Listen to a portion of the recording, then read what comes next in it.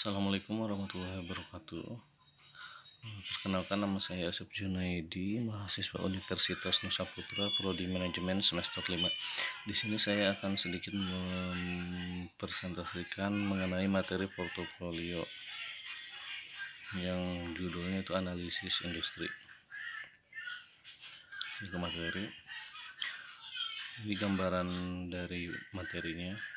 Konsep dasar dan arti penting klasifikasi industri, arti penting analisis industri untuk menyeleksi sekuritas, metode yang digunakan untuk mengestimasi tingkat keuntungan, earning per share, dan earning multiplier industri, tingkat persaingan dalam industri dan efeknya terhadap return industri yang diharapkan. Pengertian industri. Analisa industri merupakan salah satu bagian dalam analisis fundamental.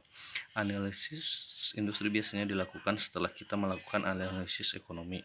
Dalam analisis ini, investor mencoba membandingkan kinerja dari berbagai industri untuk mengetahui jenis industri apa saja yang memberikan prospek paling menjanjikan atau sebaliknya. Sistem klasifikasi industri yang telah dikenal dan digunakan secara luas adalah sistem Standard Industrial Classification atau SIC yang didasarkan pada data sensus dan pengklasifikasian perusahaan berdasarkan produk dasar yang dihasilkan. Standar yang dipakai untuk mengelompokkan industri bagi perusahaan-perusahaan yang terdaftar di Bursa Efek atau BEI adalah Jakarta Stock Exchange Sectoral Industry Classification atau JASICA. Klasifikasi JASICA ini terdiri dari 9 divisi, dan masing-masing divisi tersebut dibagi menjadi kelompok industri utama dan diberi kode 2 digit. Nah, ini klasifikasi industri di Indonesia.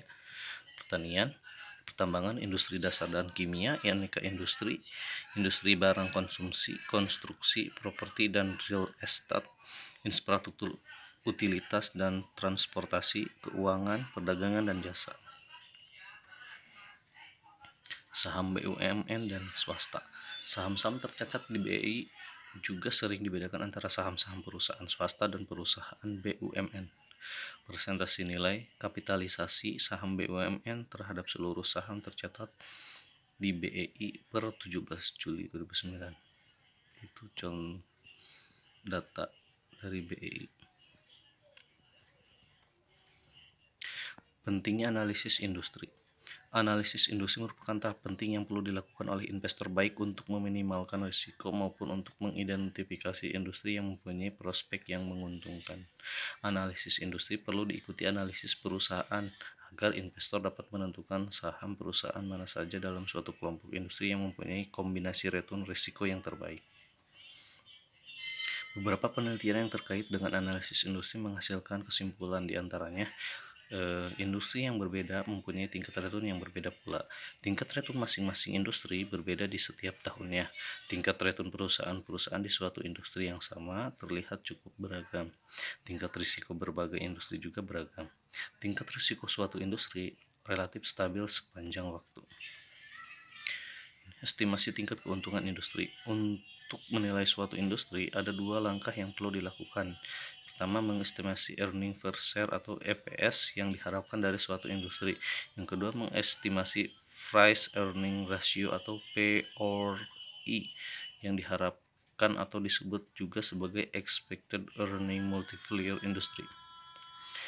Ini salah satu daur hidup industri ya. Tahap perkembangan industri umumnya dibagi menjadi 5, yaitu permulaan, pertumbuhan, mature, stabil, penurunan. Tahap permulaan atau introduction. Tahap permulaan merupakan masa awal perkembangan sebuah industri. Pada tahap ini pertumbuhan penjualan sangat kecil dan profit yang dihasilkan kemungkinan akan menunjukkan angka negatif karena perusahaan harus mengeluarkan dana yang cukup besar untuk menutupi biaya promosi dan pengembangan produk di awal-awal pertumbuhan industri. Tahap pertumbuhan atau growth. Pada tahap pertumbuhan, penjualan tumbuh sangat cepat, permintaan semakin meningkat sedangkan persaingan belum begitu ketat sehingga profit pada tahap pertumbuhan akan tumbuh tinggi. Pertumbuhan industri pada tahap ini akan cenderung lebih besar dari pertumbuhan ekonomi secara keseluruhan. Tahap kedewasaan atau mature. Pada tahap ini pertumbuhan penjualan mulai menurun karena banyaknya pesaing yang mulai masuk dan permintaan yang sudah relatif stabil. Oleh karena itu, profit pada tahap matur akan mengalami pertumbuhan yang mulai menurun dan menuju tingkat keuntungan yang normal. Pertumbuhan industri pada tahap ini sedikit lebih besar dari pertumbuhan ekonomi secara keseluruhan. Tahap stabil. Tahap stabil mungkin merupakan tahap yang paling panjang dalam daur hidup industri.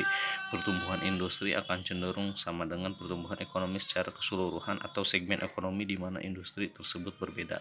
Meskipun penjualan terkait erat dengan kondisi ekonomi, tapi besarnya pertumbuhan penjualan masing-masing perusahaan secara individual dalam suatu industri akan berbeda-beda satu dengan yang lain, tergantung dari kemampuan manajerial dari masing-masing perusahaan.